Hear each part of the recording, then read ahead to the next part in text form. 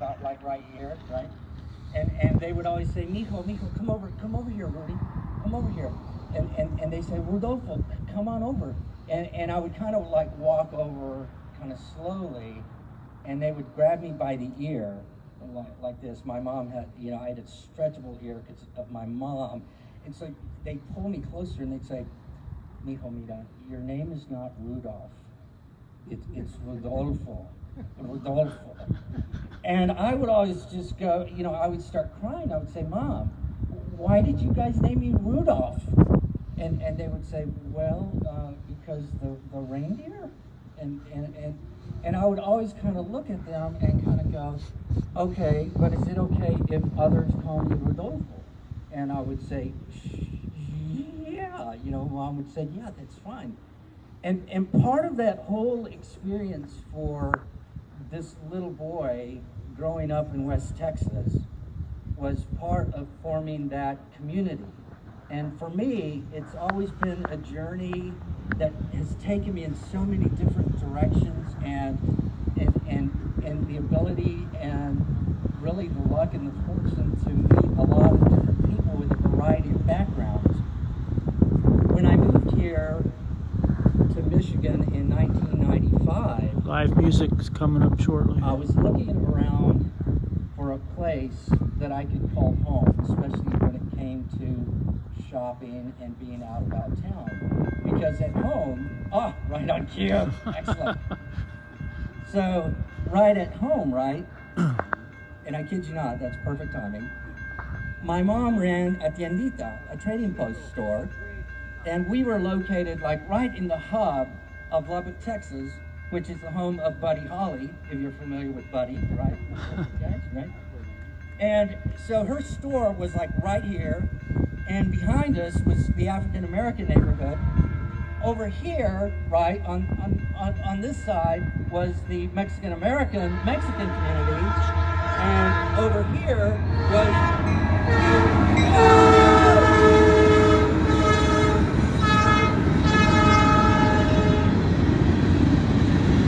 and over here on the other side, right, was this collaboration of all kinds of different people. So I had an experience of being able to be like over here, over there, over here, everywhere. And the one thing that we all shared in common is that we always went to the same store. And this store was called El Gallo. Does anybody know what El Gallo means, right? All right, it meant the rooster. And outside, right?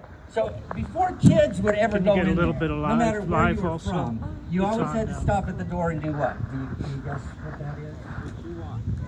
Crow, right? You had to crow like that, right? So yeah. So every time you go in, parents would go crazy. They said, Mijo, don't do it this time. Don't. But you had to. So you'd go in, right? You go, and something like that, right? But what was really amazing, right, especially like all the little guys out there, right, in Dad's arm over there, my daughter over here, right? What was wonderful about it is that when you would walk in there, the smells would hit you, right? The bread, the fresh veggies, anything like the beans, the tortillas, the flour and corn that were being made. And what's really kind of amazing about it is that when I started to grow up, and I didn't go to El Gallo as much, and then ended up, going to undergrad school and then grad school, and you leave home, that finally, you find yourself in Ypsilanti, Michigan. And I'll tell you a really sad story that's kind of an adventure at the same time. I came here to work at Henry Ford Museum, right, in Dearborn, but we lived over in Galt Village. So my first week, right, at Henry Ford, I'm driving home, and I'm coming down Michigan Avenue because highway driving? No, that's not for me. So I'm coming down Michigan Avenue, and I drive right through Ypsi. And I keep going until I get to Salem. And finally I pull over and I call my wife and I said, Can you tell me how to get back to Ypsi? He goes, I'm not sure how to get back there. Anyway, I had to backtrack and I got there. But what was really neat about this whole experience of being here is that I'm walking around one day, and of course, you know, when you're new somewhere, you want to explore. And so I was in Depot Town, and back then I think I only had a couple of kids, which grew into 7, and I decided to stop there. But we were, I think there was only 2, and we had a stroller, and we were walking through, and then we came down this sidewalk, and we go into this place here that was called the Ypsi Co-op. Yeah, he's talking about. And all of a sudden, it was like, boom, right? It's like all of a sudden, I'm like smelling the same smells and hearing the same sounds and getting to know the same people.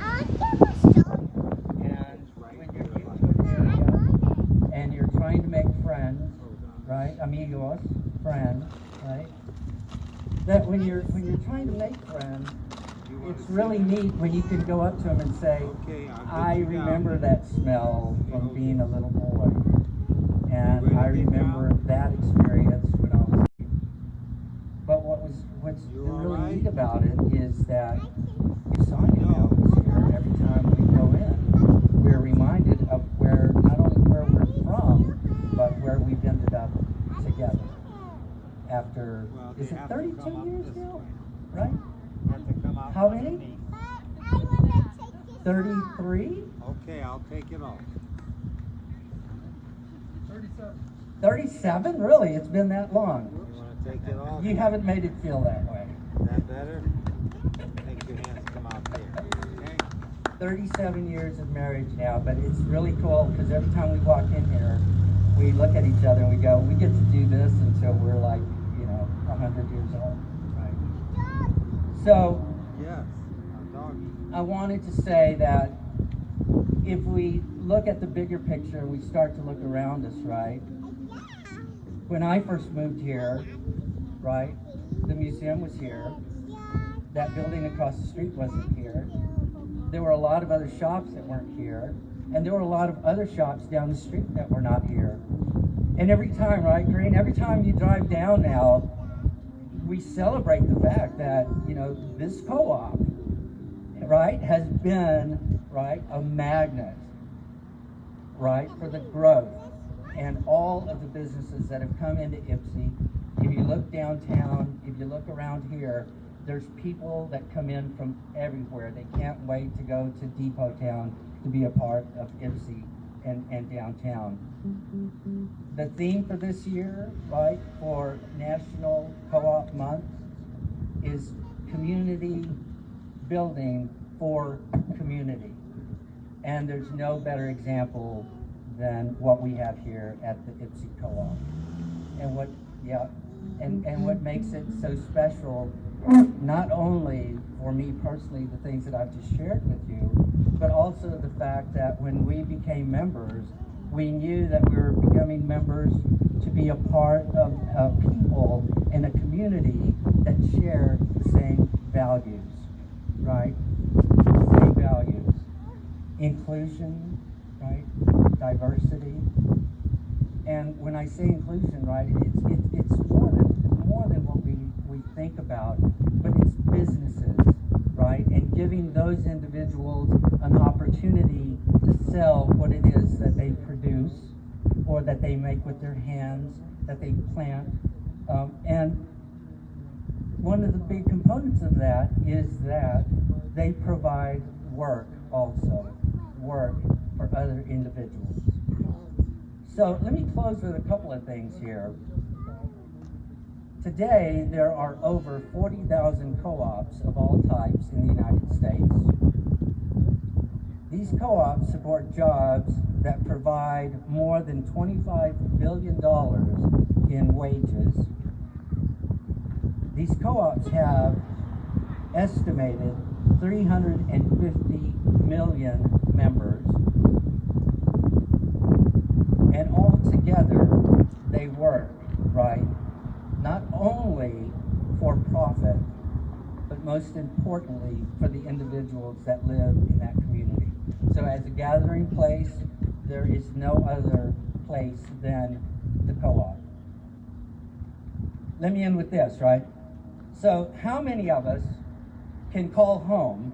Like whenever I go home to Texas, right? They look at me and they go, oh, there goes Mr. Big Shot over there.